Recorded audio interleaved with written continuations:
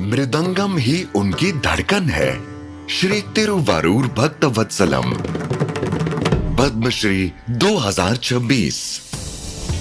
तिरुवारूर 18वीं शताब्दी में कर्नाटक संगीत की त्रिमूर्ति संगीत मुमूर्ति की जन्मस्थली। मैं एक संगीत के वातावरण में पला बढ़ा। मेरी माँ तिरुवारूर तंजावुर क्षेत्र की एक प्रतिष्ठित संगीतज्ञ थी। जब मैं केवल 2.5 वर्ष का था तब मुझे पिता की अनुपस्थिति महसूस हुई। कहा जाता है माँ एक पवित्र मंदिर के समान होती है, और मेरे जीवन में यह बात पूरी तरह सत्य सिद्ध हुई।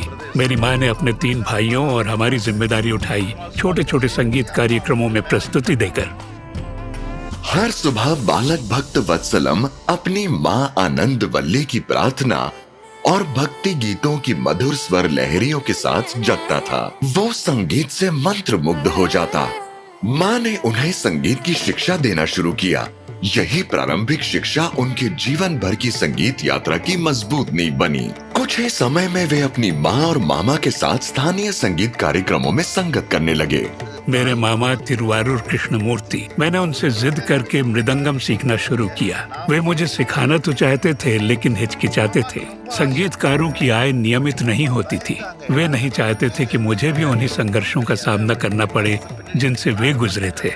उस समय चेन्नई भारतीय शास्त्रीय संगीत का प्रमुख केंद्र बन चुका था। देश भर के महान विद्वान और कलाकार वहीं आकर बस रहे थे। जब मैं मद्रास आया तब मैं किसी को नहीं जानता था और न ही कोई सहारा था। मेरी माँ मेरे साथ आने में हिचकिचाई।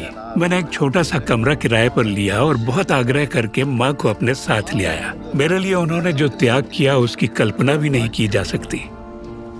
उन्होंने मेरी खातिर उसी छोटे से कमरे में स्वयं को ढाल लिया। हम एक ऐसी बस्ती में रहते थे जहाँ छोटे छोटे घर एक दूसरे से जुड़े हुए थे। मैं पड़ोसियों को परेशान नहीं करना चाहता था, इसलिए खिड़कियों पर मोटे पर्दे लगाकर कमरे को ध्वनि निरोधित करता और घंटों मृदंगम का अभ्यास करता। लगातार 10 वर्षों तक यही मेरी दिनचर्या रही।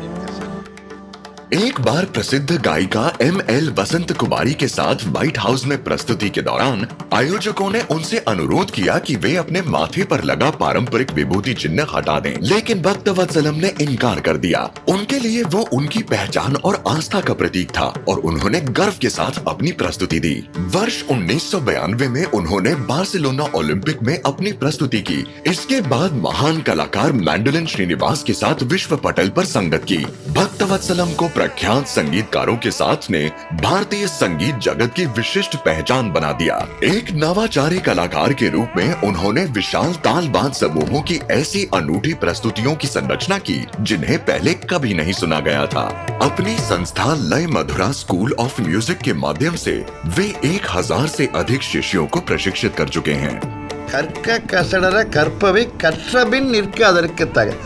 जो ज्ञान सीखने योग्य है उसे पूरी निष्ठा से सीखो और फिर जीवन भर उन्हीं सिद्धांतों के अनुरूप आचरण करो। संगीत मेरी सांस है।